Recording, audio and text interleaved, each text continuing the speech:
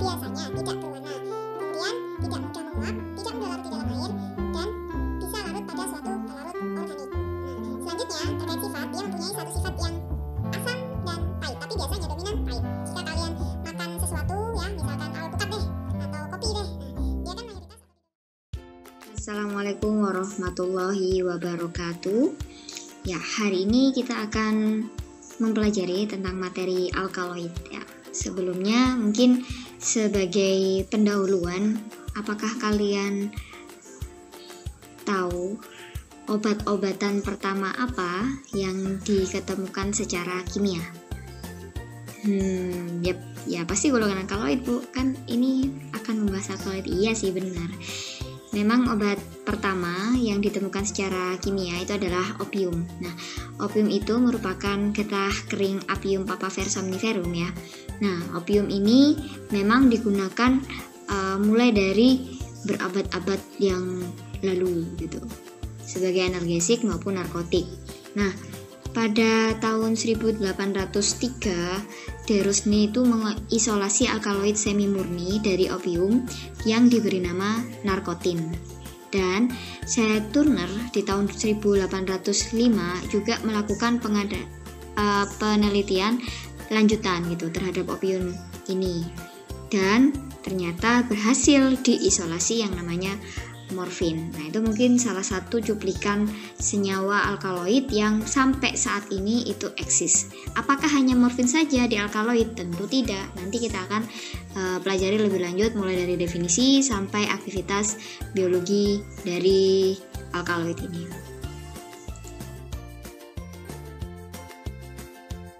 Di sini ada beberapa chapter yang akan disajikan. Mulai yang pertama adalah definisi, karakteristik, fungsi, aktivitas farmakoterapi, dan yang terakhir isolasi dan identifikasi. Masuk ke chapter 1, yaitu definisi.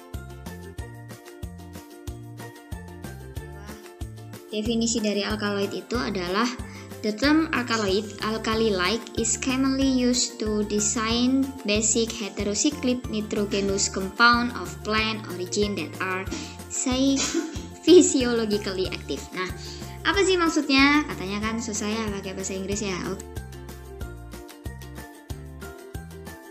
Untuk definisi di bahasa Indonesia kan ya gitu ya. Ya mungkin tidak sama persis dari translatean bahasa Inggrisnya, tapi intinya dan maknanya sama gitu ya. Oke, gampangan ya nih ya.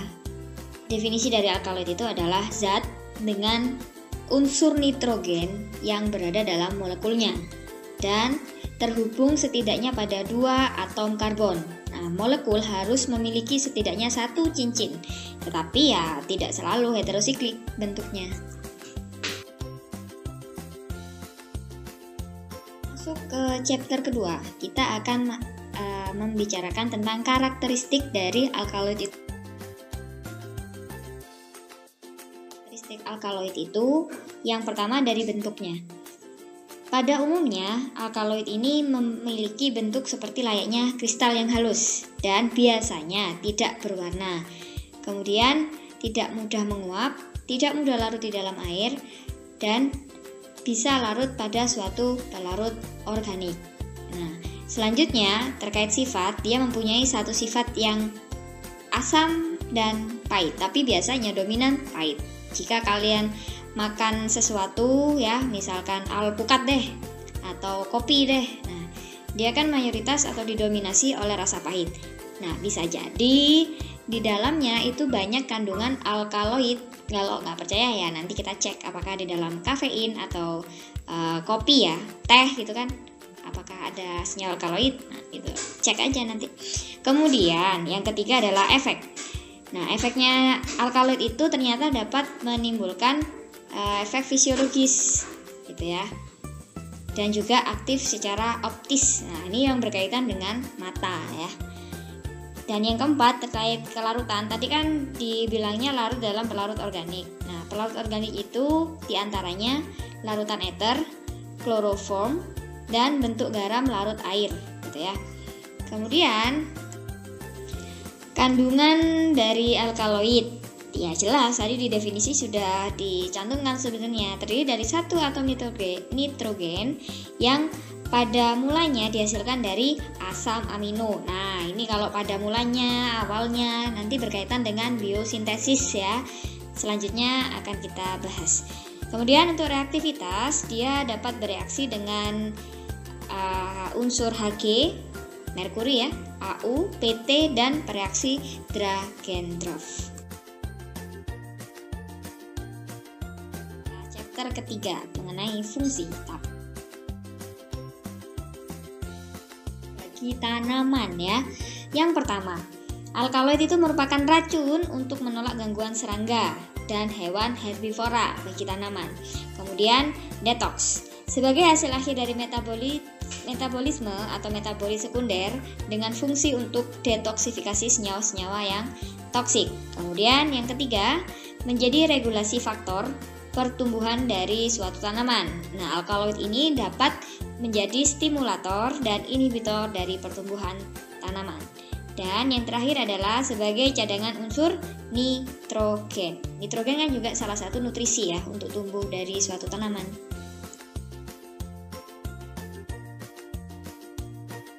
Adalah klasifikasi dari kategorisasi atau klasifikasi ya sama aja sih sebenarnya. Itu alkaloid dibagi menjadi 3 berdasarkan biosintesisnya, ikatan nitrogennya, dan rumus kimia struktur inti. Itu dulu yang dipahami. Bisa menjelaskan nih setiap kategorisasi klasifikasi dari alkaloid itu dibedakan berdasarkan biosintesisnya. Nah, di sini salah satu contoh saja ya. Bagaimana quinolizidin, piperidin, lycopodium dibentuk dan bagaimana indolizidin alkaloid juga terbentuk ya. Seperti yang disampaikan di awal bahwa biosintesis dari alkaloid tidak hanya ini saja gitu ya. Tapi saya rasa ini yang patut untuk dieksplorasi awal ya. Adapun misalkan kita ada kesempatan lain, nanti kita coba diskusikan bagaimana proses biosintesis dari pathway yang lain gitu ya. Quinolon mungkin kan belum ya.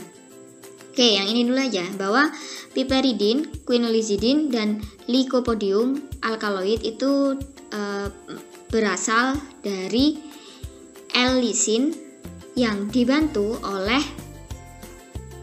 LDC. LDC itu lisin dekarboksilase ya.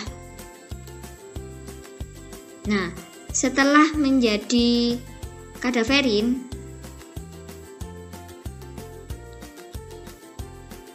deaminasi oksidatif kadaverin itu oleh CuAO atau tembaga amina oksidase menghasilkan 5 aminopentanal yang secara spontan disikluskan ke basis SIF menjadi sigma 1 piperidin.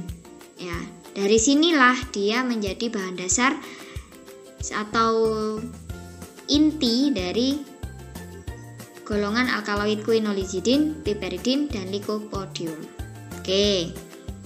Selanjutnya untuk alkaloid indolizidin itu terbentuk dari L-lisin yang melalui asam L-pipekolik yang dibentuk melalui aldehid dan SIF base dengan retensi nitrogen dari gugus asam alfa amino.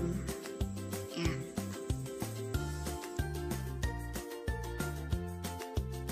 Selanjutnya, hasil dari biosintesis alkaloid tersebut dapat menghasilkan 3 klasifikasi alkaloid ya.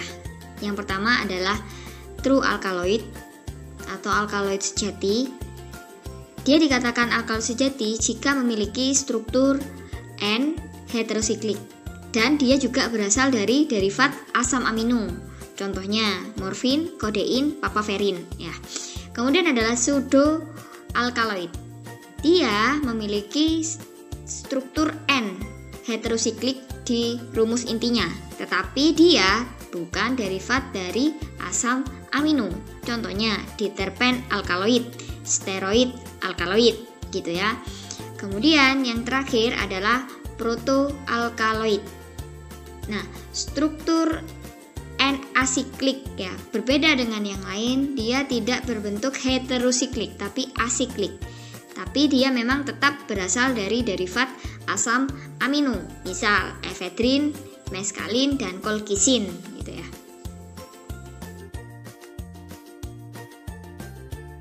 Klasifikasi alkaloid dari biosintesis, kita beralih ke klasifikasi alkaloid dari cincin heterosiklik nitrogen. Oke, yang pertama ada yang namanya piridin, golongan piridin ya. Jenis alkaloidnya dari piridin ini ada arekaidin, arekolin, trigenolenin, nilin maksudnya, piperin, koniin, dan lain-lain. Bisa kalian baca di sini. Begitupun untuk pyrrolidin, tropen, quinolin, dan isoquinolin. Ini adalah grup-grup besar berdasarkan jenis cincin heterosiklik nitrogennya yang ada N-nya. Ya.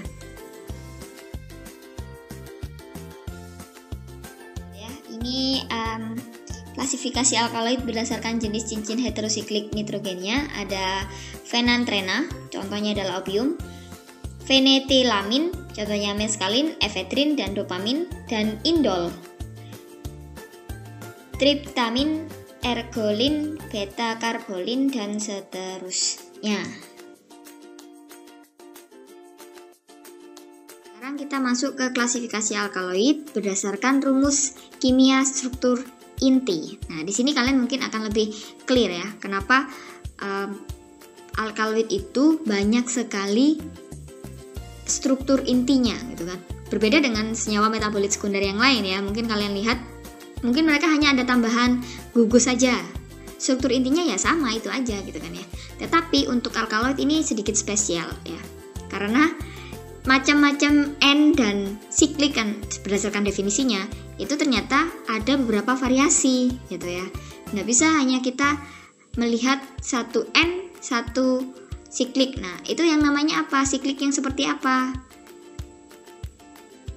Karbon 6 kah? Atau karbon 5? Atau karbon berapa? Gitu kan, berbeda-beda namanya gitu. Misal kita mulai yang pertama, piperidin dan piridina. Nah, alkaloid jenis ini mempunyai satu cincin karbon yang mengandung satu atom nitrogen ya. Bisa kalian lihat sendiri pada contoh gambar tersebut. Kemudian dia terkandung pada senyawa-senyawa misal di tumbuhan Conium maculatum, Nicotina tabacum ya. Selanjutnya ada quinolin.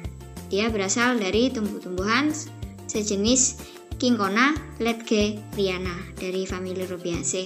Di situ dia memiliki dua cincin karbon yang salah satunya mempunyai atom nitrogen. Oke, kemudian ada tropan. Tropan pun demikian. Dia siklik ya. Berputar seperti itu dan tetap ada unsur N di dalamnya. Kemudian tropan ini jenis alkaloid yang lumayan banyak terdapat di beberapa tumbuhan, misalkan Atropa belladon, Dubusia, Hopudi, Datura, SP, dan lain-lain ya. Kemudian ada jenis isoquinolon ya. Isoquinolin maksudnya. Isoquinolin ini sebenarnya sama dengan quinolin, tetapi dia berbeda pada jenis ikatan iso. Masih ingat ikatan iso? Iya, N-nya sedikit bergeser gitu ya di sini ya. Contoh tumbuhannya adalah Spartium junceum, Sophora secundiflora, dan lain-lain gitu ya. Kemudian ada pyrrolidin. Nah, pyrrolidin dia tidak berupa cincin heterosiklik ya. Artinya bukan benzen gitu. Tetapi di sini tetap ada unsur N nitrogennya. Dan contoh tumbuhan yang menghasilkan kategori struktur inti pirulidin itu adalah Nicotiana tabacum, Daucus carota gitu ya. Dan pirolizidin di sini adalah contoh klasifikasi dari alkaloid dan banyak ditemukan pada tumbuhan Adenocylindis glabra, Anchusa officinalis, dan banyak lagi sih sebenarnya. Ini saya hanya mengambil yang huruf awalan A saja. Sebenarnya sampai S sampai T itu ada, tapi cukup ini dulu aja sebagai contoh.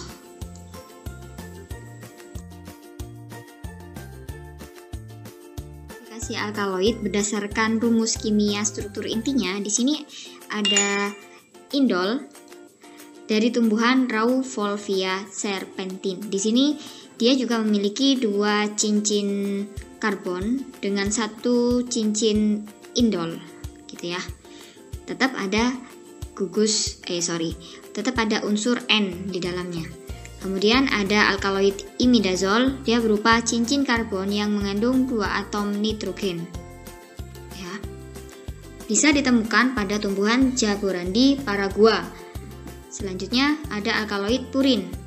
Alkaloid purin ini mempunyai 2 cincin karbon dengan 4 atom nitrogen. Nah, ini contohnya ditemukan di kopi, Caffea arabica, Camellia sinensis, teh, Ilex paraguaricasis, dan seterusnya. Selanjutnya ada alkaloid lupinan. Seperti namanya, dia ditemukan di tumbuhan Lumpinus luteus. Nah, alkaloid lupinan ini mempunyai 2 cincin karbon dengan 1 atom N ya. Kebanyakan memang 2 cincin karbon gitu ya. Tapi yang membedakan adalah letak N pada struktur tersebut gitu. Oke, selanjutnya ada amina alifatik atau asiklik ya. Seperti namanya, dia tersusun secara alifatik dan bisa kita sebut sebagai asiklik juga gitu ya.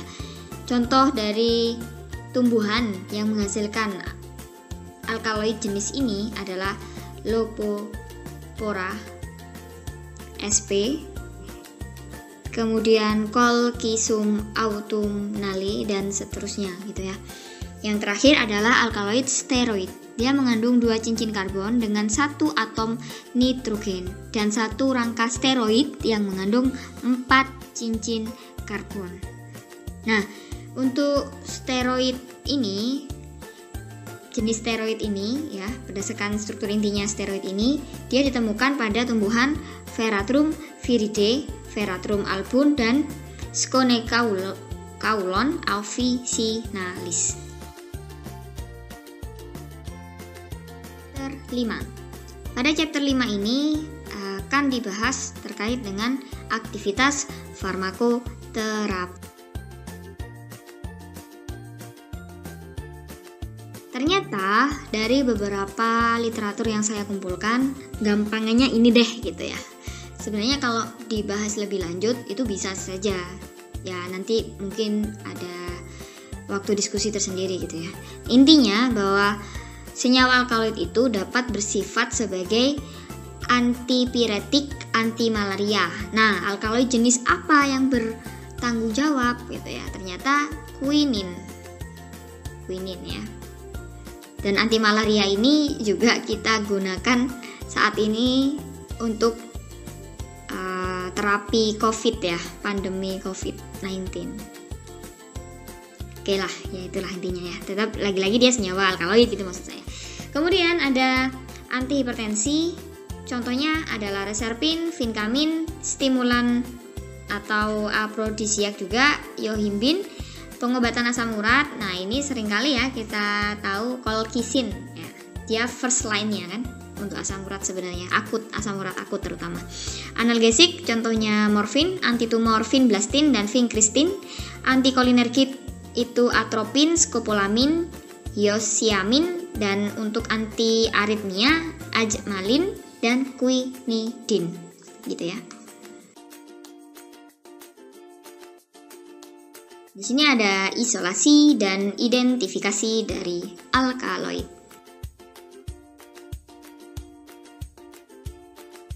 Oke, seperti judulnya, chapternya, alkaloid itu dapat diisolasi melalui 2 metode ekstraksi.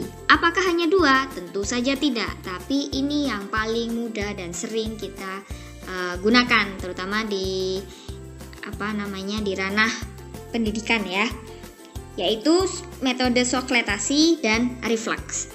Sedangkan untuk identifikasi alkaloid itu bisa menggunakan beberapa macam reaksi. Paling gampangnya itu menggunakan reaksi pengendapan dan reaksi warna. Apakah hanya ini saja? Tentu tidak ya, tapi yang perlu diketahui sebagai dasar itu cukup ini dulu aja gitu ya. Sebenarnya ada identifikasi secara kuantitatif, kualitatif, dan seterusnya ya, yang melibatkan beberapa macam instrumen. Nah, tapi untuk yang sekarang akan dibahas hanya sampai pengendapan dan warna saja. Masuk ke isolasi alkaloid dulu ya, dengan metode pertama yaitu sokletasi ya. Seperti yang kalian ketahui bahwa sokletasi itu juga kan merupakan ekstraksi dengan pelarut yang selalu baru, umumnya dilakukan menggunakan alat khusus sehingga terjadi ekstraksi konstan dengan adanya pendingin balik atau kondensor. Kalau kalian pernah memperhatikan gitu ya, kolom yang dipakai pada praktikum kimia organik kalau nggak salah ya, dulu itu pernah sintesis kafein kalau nggak salah, kafein dari teh. Nah, itu juga menggunakan sokletasi, tapi untuk yang kalian mungkin sudah diganti ya kompetensi dasarnya gitu. Intinya seperti itulah. Itu adalah di layar monitor, itu contoh bagaimana menyusun peralatan khusus yang tadi dibilang agar diperoleh alkaloid dari sebuah tanaman mungkin, atau ingin mensintesis mungkin gitu ya. Ada beberapa macam bagian, bisa kalian lihat sendiri di situ. Nanti ada pemanasan dan paling penting di sini harus ada kondensor atau pendingin balik. Kalau nggak kayak gitu dia akan pecah, nggak bisa diambil gitu ya. Jadi panas dingin di sini juga berpengaruh dalam proses isolasi dari alkaloid ini. Bagaimana sih caranya? Caranya ya sampel disimpan dalam alat soklet dan tidak dicampur langsung dengan pelarut dalam wadah yang telah dipanaskan, dan yang dipanaskan ini justru hanyalah pelarutnya. Nah, pelarut ini melewati dinding tepi kan ya, tepi sisi lainnya, dan ada yang namanya pelarut dingin. Nah, tempatnya itu melewati kondensor itu tadi. Dan campuran antara panas dingin inilah yang mengakibatkan sampel itu terekstraksi dan terkumpul di dalam wadah yang telah disediakan. Itu adalah prinsip-prinsip dari isolasi alkaloid.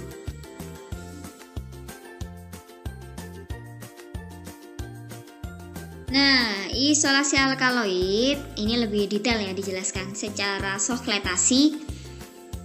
Yang pertama, prinsip sokletasi. Nah, penarikan komponen kimia yang dilakukan dengan cara serbuk simplisia ditempatkan ke dalam kelongsong yang telah dilapisi kertas saring sedemikian rupa. Kemudian ada cairan penyari dipanaskan dalam labu alas bulat sehingga terjadi penguapan dan dikondensasikan oleh kondensor bola menjadi molekul-molekul cairan penyari yang jatuh ke dalam kelongsong menyari zat aktif di dalam simplisia. Dan jika cairan penyari telah mencapai permukaan sifon, seluruh cairan akan turun kembali ke labu alas bulat melalui pipa kapiler hingga terjadi sirkulasi ekstraksi sempurna, ditandai bila cairan di sifon sudah tidak lagi berwarna atau tidak tampak noda jika ditotolkan pada KLT.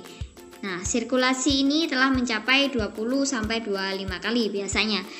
Ekstrak yang diperoleh dikumpulkan dan dipekatkan. Baru kita uji apakah dia benar terdapat alkaloid begitu ya. Nah, keuntungan dari metode sokletasi itu yang pertama, digunakan untuk sampel dengan tekstur yang lunak dan tidak tahan pemanasan secara langsung. Ya, karena di sini ada bantuan kondensor tadi ya, pendingin balik itu tadi. Digunakan pelarut yang lebih sedikit. Ya, karena sudah dipanaskan terlebih dahulu ya. Pemanasannya juga dapat diatur. Oke. Kemudian untuk kerugiannya. Nah, kerugiannya di sini dapat menyebabkan reaksi peruraian oleh panas ya. Karena pelarut didaur ulang, ekstrak yang terkumpul tadi pada wadah di bawah terus-menerus kan dipanaskan, sehingga ini tadi dapat menyebabkan reaksi peruraian. Kemudian yang kedua, dapat mengendap dalam wadah dan membutuhkan volume pelarut yang lebih banyak untuk melarutkannya ya, jika terendapkan loh ya, ini case-nya jika terendapkan maka butuh pelarut lebih untuk menarik atau melarutkan endapan ekstrak tadi kan. Nah itu. Kemudian kerugian yang ketiga, dalam skala besar mungkin tidak cocok untuk menggunakan pelarut dengan titik didih yang terlalu tinggi, misalkan pada metanol dan air. Karena apa? Seluruh alat yang berada di bawah kondensor itu perlu berada pada temperatur yang tinggi untuk penggerakan uap pelarut yang paling efektif. Begitu. Isolasi alkaloid dengan metode reflux ya, sama aja lah ya. Selain pandang, reflux adalah ekstraksi dengan pelarut pada temperatur titik didihnya selama waktu tertentu dan jumlah pelarut yang relatif konstan dengan adanya pendingin balik. Nah, kita juga masih menggunakan kondensor di sini. Ekstraksi reflux digunakan untuk mengekstraksi bahan-bahan yang tahan terhadap pemanasan. Inilah yang membedakan antara sokletasi dengan reflux ya. Dan penyusun instrumennya atau wadahnya itu juga berbeda kan dari yang sebelumnya. Oke.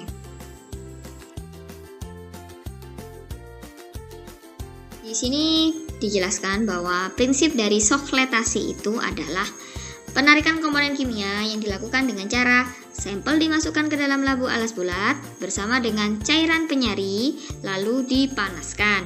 Uap-uap cairan penyari terkondensasi pada kondensor bola menjadi molekul-molekul cairan penyari yang turun kembali menuju labu alas bulat. Akan menyari kembali sampel yang berada pada labu alas bulat. Demikian seterusnya berlangsung secara berkesinambungan sampai penyarian sempurna. Penggantian pelarut ini bisa dilakukan 3 kali ya, setiap 3-4 jam. Filtrat yang diperoleh kemudian dikumpulkan dan dipekatkan. Adapun keuntungan jika memilih metode sokletasi yaitu dapat digunakan mengekstraksi sampel-sampel yang mempunyai tekstur yang kasar dan tahan pemanasan secara langsung, artinya dia tidak mengurai, tidak rusak jika terjadi pemanasan. Tetapi kerugiannya dia membutuhkan volume total pelarut yang lebih besar dan sejumlah manipulasi dari operator terkait penampungan dari ekstrak tadi maksudnya ya. Karena terus-menerus harus ditambahkan kan secara kontinu, konstan dan diganti. Setelah isolasi didapatkan, kita harus mengidentifikasikan apakah dia memang alkaloid atau bukan gitu kan ya.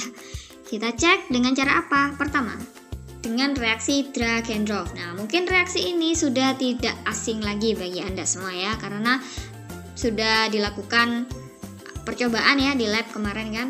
Nah, Dragendorf itu juga sendiri mengandung bismut nitrat dan merkuri klorida dan lam nitrit cair itu intinya. Nah, caranya gimana? Caranya sampel ditambahkan aja reaksi Dragendorf ini, kemudian dilihat secara pengendapan ya. Namanya juga reaksi pengendapan di sini. Jika endapannya berwarna jingga, maka dia positif. Terdapat alkaloid di dalamnya. Kemudian reaksi pengendapan yang kedua. Nah, ini juga kalian sudah pernah coba kan? Kalium iodida dan merkuri klorida. Itu isi dari pelarut atau reaksi Mayer. Caranya gampang aja, sampel ditambahkan bereaksi Mayer, maka akan timbul endapan kuning. Kalau iya, maka dia positif alkaloid. Atau larutan kuning bening itu jika ditambahkan alkohol atau etanol, dia dapat melarut kembali. Tuh. Kemudian untuk reaksi pengendapan yang ketiga yaitu reaksi Burchard atau Bouchard, ya sama aja ya. Dia isinya apa sih reaksi itu? Kalium iodida dan iod. Sampel tambahkan reaksi tersebut. Jika dilihat, diamati terdapat endapan coklat merah, maka dia akan positif sebagai alkaloid dan dia akan larut jika ditambahkan etanol. Baik, selanjutnya adalah identifikasi alkaloid tetapi dengan reaksi warna. Di sini ada 3 juga, reaksi dengan asam kuat. Asam kuat ini bisa kalian gunakan H2SO4 pekat atau HNO3 pekat. Jika dia berwarna kuning atau merah, maka dia positif alkaloid. Kemudian ada reaksi Marquis. Nah, Marquis ini isinya apa? Isinya itu formaldehid dan H2SO4 dengan perbandingan 1:9. Gampang aja, sampel ditambahkan reaksi tersebut. Jika warnanya jingga, maka dia positif alkaloid. Dan yang terakhir ada reaksi warna azo. Sampel ditambahkan di azo A 4 bagian dan di azo B 1 bagian. Ditambahkan NaOH, dipanaskan dan ditambah amil alkohol. Jika dia berwarna merah, maka dia positif alkaloid.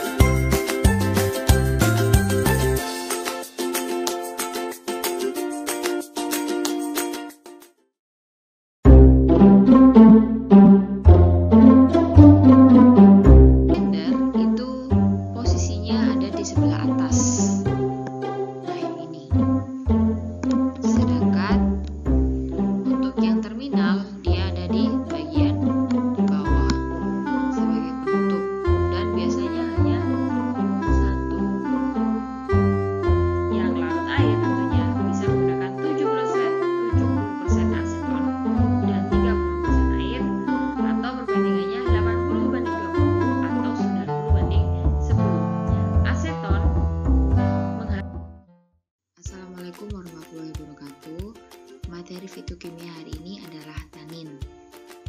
Mari kita lihat apa saja yang ada di dalam tanin. Check it out. Sebelum kita membahas lebih lanjut, ada beberapa jenis tanin, contohnya itu apa saja, kita akan melakukan screening dulu nih. Tanin itu apa sih gitu ya. Pada pendahuluan ini ternyata tanin itu merupakan senyawa yang memiliki sifat astringen. Tanin itu tersusun dari beberapa polifenol. Jadi polifenol yang menyusun jadi satu itu disebut dengan tanin. Nah, sifat polifenol ini yang ada di dalam tanaman, dia berasa sepat ya. Mungkin ada yang pernah coba daun jambu biji. Nah, itu dia kan, dia banyak sekali polifenol dan tanin ya. Dan sifat tanin lainnya, dia juga mengendapkan protein. Hal ini terbukti saat penambahan gelatin gitu ya. Gelatin kan merupakan protein. Dia akan membentuk sebuah endapan. Nah, kan dia dapat mengendapkan protein di situ. Secara formula kimia, tanin tersusun dari OH, MrCOON. Dan susunan senyawa yang seperti ini biasanya senyawa yang kompleks disertai dengan protein. Untuk berat molekul dari tanin ini karena penyusunnya banyak polifenol sehingga memiliki berat molekul yang besar juga, antara 500 sampai dengan 20.000. Nah, susunan protein yang terdiri dari kan polifenol. Fenol itu kan benzen dan OH begitu ya. Nah, OH yang banyak menyebabkan dia bersifat lebih polar sehingga sehingga mudah larut dalam air. Baik, pada slide ini kita akan mempelajari ada berapa sih golongan tanin itu berdasarkan dari struktur dasarnya. Ternyata di sini ada 2 ya. Yang pertama adalah tanin yang terkondensasi. Kemudian kategori tanin yang selanjutnya adalah tanin yang terhidrolisis. Nah, contoh dari tanin terkondensasi antara lain adalah katekin. Sedangkan untuk tanin terhidrolisis contohnya adalah galatanin dan elakitanin. Bagaimana ciri-ciri masing-masing kelas ini? Kita akan belajar di next slide. Tanin terkondensasi. Nah, tanin terkondensasi ini nama lainnya disebut juga protoantosianidin yang merupakan polimer dari flavonoid. Ya, tidak usah bingung ya. Jadi, tanin itu tadi tersusun dari apa? Polifenol. Senyawa polifenol struktur dasarnya adalah benzen dan OH. Nah, pada flavonoid apakah terdapat benzen dan OH? Banyak gitu ya. Nah, tapi apakah flavonoid ini tanin? Iya, tapi tanin yang terkondensasi ya. Jadi struktur kimia dari tanin terkondensasi ini berasal dari flavonoid, cuman yang ini saja, flavan 3-ols. Nah, jadi R ini jika diisi oleh OH otomatis kan banyak polifenol ya. Nah, itu makanya dia disebut dengan tanin terkondensasi begitu. Nah, protoantosianidin sendiri merupakan senyawa yang menghasilkan pigmen antosianidin dengan pemutusan oksidatif, bukan hidrolisis, pada alkohol panas melalui reaksi asam butanol. Nah, polimer dari katekin dan epikatekin ini menghasilkan cyanidin sehingga dinamakan dengan procyanidin gitu. Sejarahnya ya. Tanin terkondensasi dicirikan dengan adanya ikatan karbon-karbon atau CC antara atom C8 dan C4 pada cincin A, tapi juga ditemukan ikatan rangkap antara C6 dan C4. Nah, kalau ini kalian merujuk pada struktur inti dari flavonoid aja nggak apa-apa. Nah, R jika diisi oleh beberapa gugus baik itu H ataupun OH, susunannya yang berbeda-beda itu juga akan memberikan penamaan yang berbeda pula.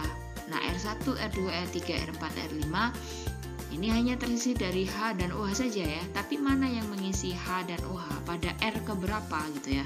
Itu juga akan menentukan jenis tanin terkondensasinya gitu.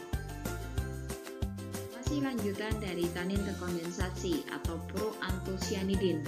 Ternyata tanin terkondensasi ini terbagi menjadi 2 bentuk, yaitu dalam bentuk cis dan dalam bentuk trans. Yang cis kita sebut dengan epikatekin minus ya, dan untuk yang trans namanya adalah katekin atau plus. Nah, untuk cis itu kan sejajar ya, sejajar. Makanya di situ ada tandanya, dia ikatannya putus-putus gini, di satu sama gitu ya. Beda halnya dengan katekin dalam bentuk trans, dia ada yang tebal seperti ini, ada yang putus-putus. Ini ingat dulu aja ya, diingat. Kalau yang cis epikatekin, kalau yang trans itu dia katekin. Nanti ke belakang Anda pasti gampang. Tanin terkondensasi dalam bentuk polimer ini ada istilah ya yang disebut dengan extender dan terminal. Extender itu posisinya ada di sebelah atas. Nah, yang ini.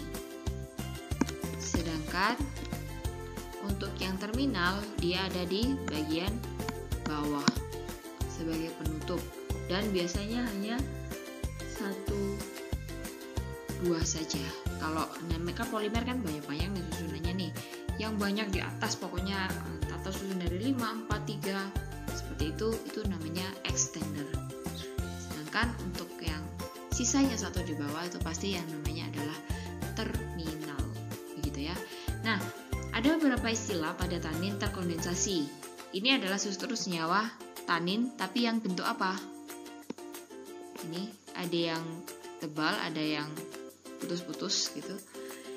Katekin, iya betul. Nah, ini adalah struktur tanin dalam bentuk katekinnya. Dia terhubung dari C nomor 4 ya di sini ya, dan C nomor 8. Nah, posisi C4 porter itu disebut dengan T unit atau top atau upper unit. Sedangkan penerimanya atau C8 di sini bisa C6 bisa C8 ya, tapi di sini adalah C8. Dia adalah M unit atau kita sebut dengan middle unit. Begitu. Nah, ini Ann Hagerman memberikan pola polimerisasi.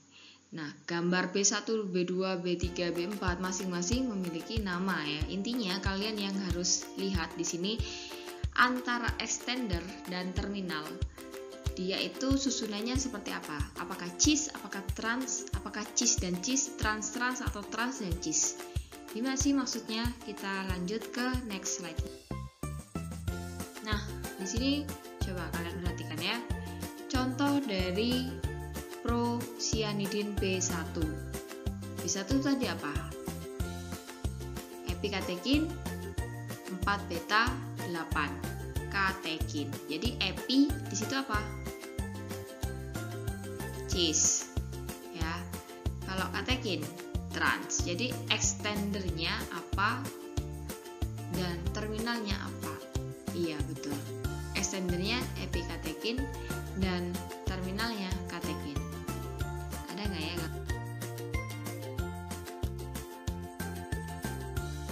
Di slide ini gambarnya ternyata ya. Nah, tadi B1 itu contohnya adalah epikatekin. Katekin. Nah, di sini epikatekin itu kan cis. Terbukti dari ini cis kan. Sedangkan untuk terminalnya yang bagian bawah dia apa? Trans. Sehingga namanya adalah katekin. Begitu ya. Nah, di situ juga ada keterangan beta dan alfa. Mana sih struktur beta dan alfa? Ditunjukkan dari apa? Nah, dari ikatan middle unitnya. Middle unitnya di sini untuk B dia kan tebal. Tebal ini menunjukkan dia adalah 4 kan ya, dari 4 ke 8 kan. Kalau tebal seperti itu beta. Sedangkan jika putus-putus di sini ganti procyanidin itu alfa. Begitu. Di sini mungkin kalian lebih jelas ya sebagai latihan untuk pemberian nama dari senyawa ini ya. Dari trimer C1 epikatekin. Nah, epikatekin kenapa? Karena dia cis. Yang mana yang cis? Ini kan yang extender ya. Kalian lihat di sini tuh. Dua-duanya cis. Kemudian untuk middle-nya dia beta. Gitu kan. Terus yang kedua gimana? Atau terminalnya? Terminalnya dia juga cis gitu. Gampang kan? Gampang. Ini apa nih kalau yang ini? Nah, ini coba kalian jawab sendiri ya. Kalau nggak tahu tanya saya nanti. Nah, ini adalah contoh lain dari tanin terkondensasi. Ingat ya, untuk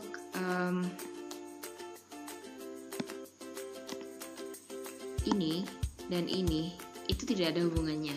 Di sini saya ingin menjelaskan bahwa epikatekin 4 beta ke 8, ini kan ada tulisan 5 di sini. Itu kita nggak mungkin kan nulisnya seperti itu. Ini dicontohkan contoh lainnya gitu loh. Heksamer. Heksamer itu artinya 6 ya, heksa 6. 6 itu dari mana? Ya, kalau 5 itu dari mana? Ini kita contohkan yang 6 aja ya. Yang 6 ini kan 1 nih. Ini kan 2. Nah, ini ada tanda kurung kan? Nah, tanda kurung ini tulisannya berapa? 4. Jadi total 6. 6 ini untuk yang apa? Extendernya.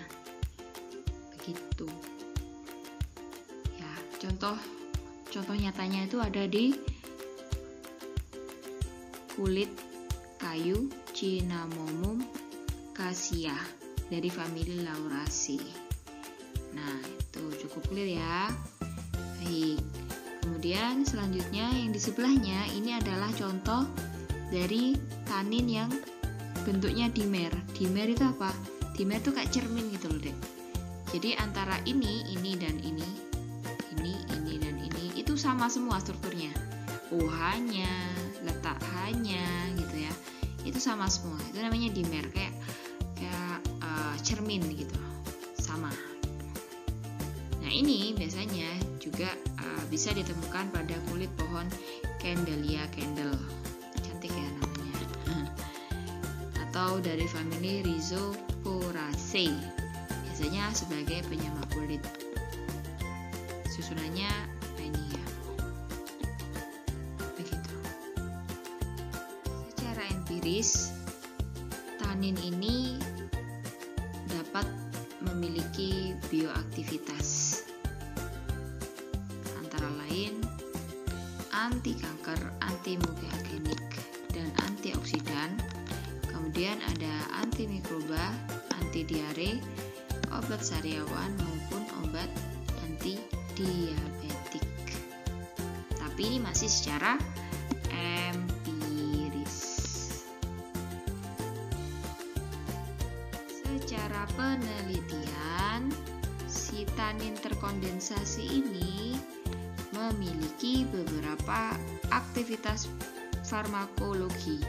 Ya, kalian bisa lihat sendiri ya pada slide ini.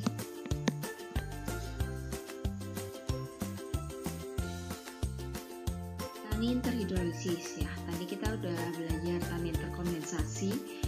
Tanin terkondensasi ciri khas struktur kimianya dia dari flavan 3-ols. Nah, sedangkan untuk tanin dia itu merupakan turunan dari asam galat atau 3,4-trihidroksi asam benzoat. Asam galat ini merupakan hasil esterifikasi menjadi tiol dan galoil yang selanjutnya diesterifikasi atau secara oksidatif berikatan menghasilkan tanin terhidrolisis yang lebih kompleks. Tanin terhidrolisis terbagi menjadi dua, yaitu galotanin dan elagitanin. Galotanin itu sendiri merupakan polimers yang terbentuk saat asam galat yang merupakan sebuah monomer polifenol terjadi esterifikasi dan berikatan dengan gugus hidroksi pada glukosa gitu ya. Glukosa ini merupakan polyol karbohidrat ya, sama aja. Nah, ini cirinya seperti itu. Pada galotanin ini juga ini ya, contohnya galotanin itu ya. Di galotanin juga terdapat dipeptide bond yang menjadi ciri khasnya dia. Selain itu ada ini ya, ada glukosa juga, tapi tidak semuanya. Sedangkan untuk elagitanin itu merupakan polifenol atau sejenis polifenol yang terbentuk terutama dari ikatan oksidatif gugus-gugus galoil dalam 1, 2, 3, 4, 6 pentagaloil glukosa. Nah, elagitanin ini berbeda dengan galotanin tadi. Kalau galoil mereka itu dihubungkan dengan ikatan C dan C ya. Dengan ikatan C dan C di sini misalkan. Ini ya. Ikatan ini kan ikatan C dan C. Mana lagi ya contohnya ya? Elagitanin. Nah, ini pokoknya dia antar senyawanya itu ini bukan ya, tersusun atas C dan C jadi satu, jadi lactic acid, asam elagitanin lah ya contohnya begitu. Nah ini contoh mudahnya ya. Untuk galotanin dia ada ikatan peptide, ada glukos gitu. Nah tergantung sekarang dia ikatnya di nomor berapa nih. Ini dinamainnya 1, 2, 3, 4 tetragaloil alfa D-glukose. Ini adalah contoh galotanin yang lain ya. Sama ya. Kalau nggak ada glukosa pasti dia ada ikatan peptide. Ini ada di Acerginella, Hamamelis virginiana gitu ya. Nama senyawanya ada hamamelitanin atau aceritanin gitu. Kalau dipanjangkan 26-DO galoil 1,5 anhidrodeglusitol. Nah, lain-lain gitu ya. Singkatnya aceritanin. Ini juga masih contoh galotanin. Nah, ini elagitanin. Yakin elagitanin.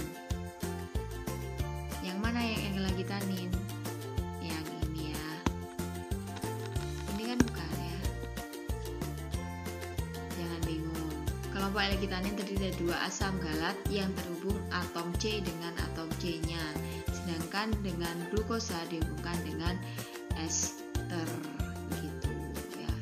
Ada O di sini kan, kalau yang itu kan langsung ya O, C dan kan beda ya. Korilagin dan geraniin ini merupakan contoh elagitanin ya, seperti yang saya sampaikan tadi ya. Korilagin dapat diproduksi akibat reaksi hidrolisis parsial pada saat ekstraksi geraniin dan sebulagic acid dalam air mendidih, sehingga menghasilkan variasi dalam aktivitas biologi tanin seperti penghambatan mutagen dan mutagenesis. Gerain ini pertama kali diisolasi dari tumbuhan Geranium thunbergii. Nah, biasanya banyak digunakan untuk pengobatan ya tumbuhan ini di Jepang. Contoh elagitanin. Ya, jelas sekali meskipun di sini meskipun di sini ada glukosa, tapi kalian harus perhatikan ikatan antara glukosa dengan ikatan C di sini. Nah, ini kan beda nih. Ciri khasnya milik elagitanin. Punicalagin ini contohnya ya, namanya dia menghambat proliferasi sel kanker mulut. Memiliki daya antioksidan, memberikan efek apoptosis terhadap sel kanker kolon, dan ini sel kanker kolon itu ada beberapa jenis ya, HCT116, HT29 ini menurut siram. Terdapat pada tanaman D5, Punica granatum, Punicalagin, gampang kan? Contoh elagitanin lainnya Coriariin A, terdapat pada petal bunga Rosa rugosa dan Filipendula ulmaria dari famili Rosaceae yang mempunyai aktivitas Selanjutnya kita akan mempelajari tentang sifat fisika kimia dari tanin. Nah, tadi ada 2 kelas ya, kelas terkondensasi dan terhidrolisa. Untuk tanin terkondensasi dan terhidrolisa ini ada pun kesamaannya ya pada polaritasnya, coba kalian perhatikan. Nah, tadi di awal saat pendahuluan itu kan saya sudah sampaikan susunan dari tanin pasti terdapat OH dan fenol gitu ya, polifenol yang banyak sehingga dia polar semuanya. Untuk kelarutannya gimana? Kelarutannya tentu dia larut dalam air, tetapi untuk yang terhidrolisa dia sangat mudah larut dalam air panas ya. Sedangkan untuk yang terkondensasi selain dalam air ada larut pada basa encer, alkohol, gliserol, dan aseton. Mengendap dengan penambahan logam berat, alkaloid, glikosida, dan gelatin gitu ya. Itu untuk kelarutannya. Untuk kelarutan dari tanin terhidrolisa itu membentuk koloidal yang lebih baik daripada bentuk terlarutnya jika ditambahkan dengan air panas atau dengan air saja. Sama ya, masih basa encer alkohol biserol aseton mengendap dengan penambahan logam berat alkaloid, glikosida, dan platin. Nah, tanin terhidrolisa larut dalam pelarut organik tapi tidak larut dalam pelarut non-organik. Nah, ini yang menjadi pembeda antara tanin terhidrolisi dan terkondensasi. Pengaruh asam dan basa. Ini tidak pakai H ya, asam basa aja gitu. Pengaruh asam basa pada terkondensasi tidak terhidrolisis dalam suasana asam dan basa karena kondensasi ya, condented gitu. Sedangkan pada terhidrolisa dia dapat terhidrolisis dalam asam lemah maupun basa lemah yang menghasilkan karbohidrat dan asam fenol. Pada kondisi yang sama, proantosianidin tidak terhidrolisa. Tanin terhidrolisa juga terhidrolisa dengan air panas dan enzim TAP seperti yang dijelaskan di atas ya untuk kelarutannya. Nah, tanin juga dapat digunakan sebagai antitumor, misalkan pada EGCG. Nah, EGCG di mana? Contohnya ada di mana nih? Daun ya. Gugus galat yang terikat pada atom C nomor 3 adanya EGCG epigalokatekin galat pada teh hijau yang juga bisa berfungsi sebagai antitumor.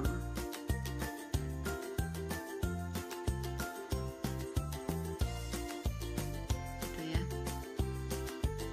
Ini campuran ya. Jadi taninnya bercampur antara yang terkondensasi dan terhidrolisis. Di situ ada ikatan pepside ya. Dan ada ikatan. Ada struktur dari flavonoid. Nah, dia juga bisa sebagai antioksidan, termasuk tanin terhidrolisis ya, elagitanin. Ini tanin pada Camellia sinensis, prodelphinidin dimer sama ya dimer. Tapi dia ada tambahan di sini, campur mix gitu ya. Selain itu juga dia berfungsi sebagai antioksidan juga sama. Contoh antibakteri. Nah, ini adalah 1,2,3,4 tetragaloil alfa D glukosa. Ini termasuk apa? Tanin yang terhidrolisis yang mana? Yang galotanin gitu.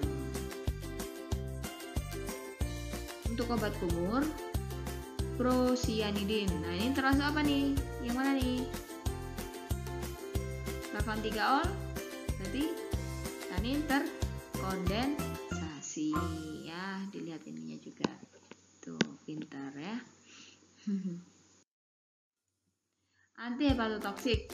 Nah, dari strukturnya dia gimana? Masuk ke tanin terhidrolisis. Yang mana? Yang elagitanin. Kenapa? C dan C ya. Nah,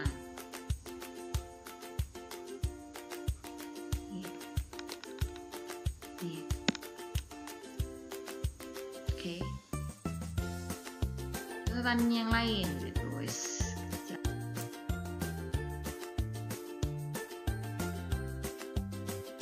Ini hanya kalian ketahui. Nah, sekarang kita masuk ke bagaimana cara mengisolasi tanin dari sebuah tanaman. Preparasi sampelnya atau penanganan sampelnya, setelah sampel dipotong, nah sebaiknya langsung disimpan di tempat sejuk dan jauh dari sinar matahari. Dibekukan bisa menggunakan nitrogen cair ya. Digerus menggunakan mortar dan stamper di sini. Dan ekstraksi harus cepat atau dibekukan kering lalu disimpan pada -4 derajat Celcius. Untuk ekstraksi sampel ya, setelah disiapkan simplisianya lah nampaknya gitu, kita melakukan proses ekstraksi.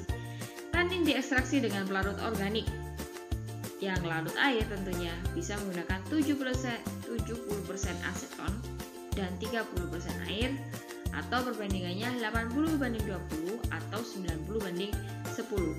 Aseton menghalangi atau mencegah interaksi antara tanin dan protein. Dalam berbagai tanaman ada sebuah fraksi yang besar. Nah, biasanya dia lebih besar dari 50%.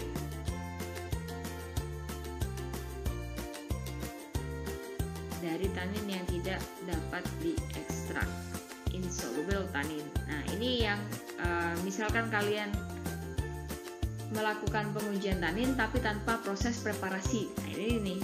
Sebenarnya dia ada, tapi dia tidak dapat terekstrak dengan baik gitu. Fraksi yang tidak terekstraksi ini tidak bisa diabaikan karena masih memiliki nutrisi yang berguna. Jadi kita harus recek lagi ya untuk residunya, tidak serta-merta dibuang.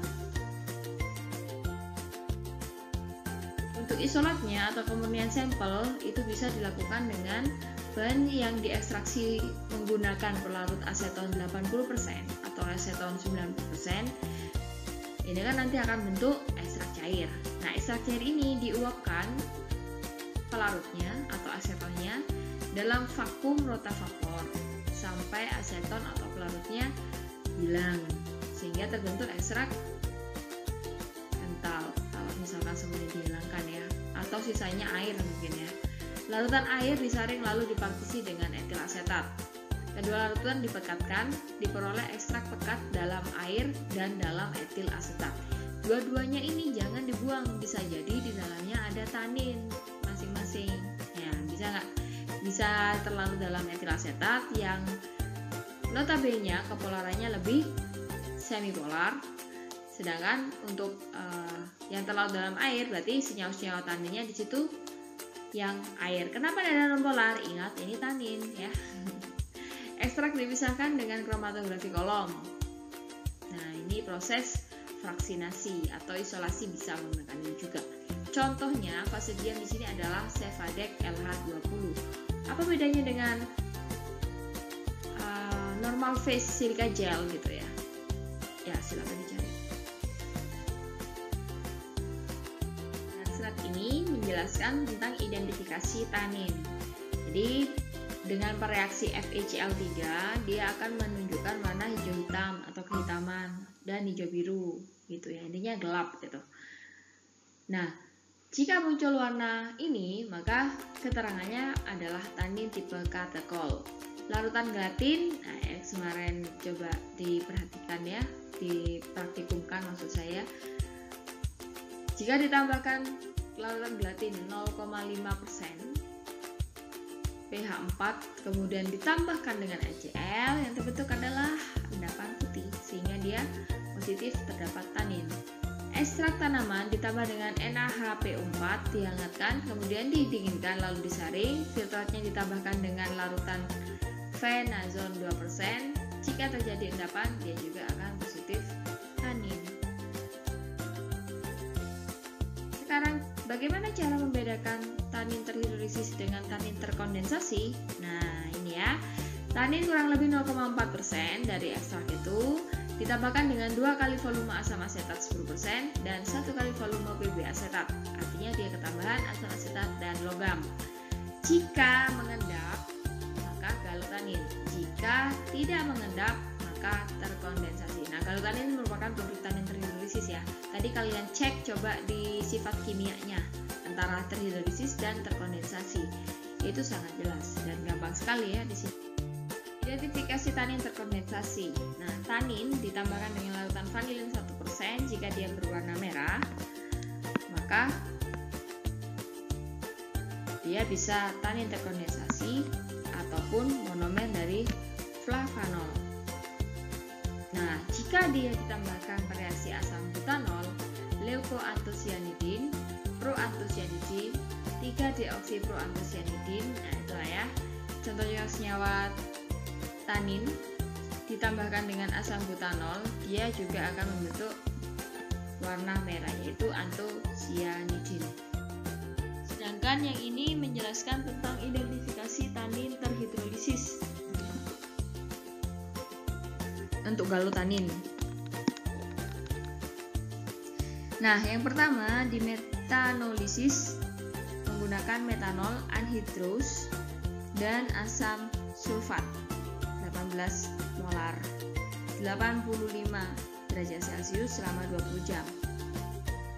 Jika ditambahkan jika bebas air, tidak terdapat air di situ, kemudian metil galat dan ditambahkan KiO3, maka dia akan membentuk warna merah.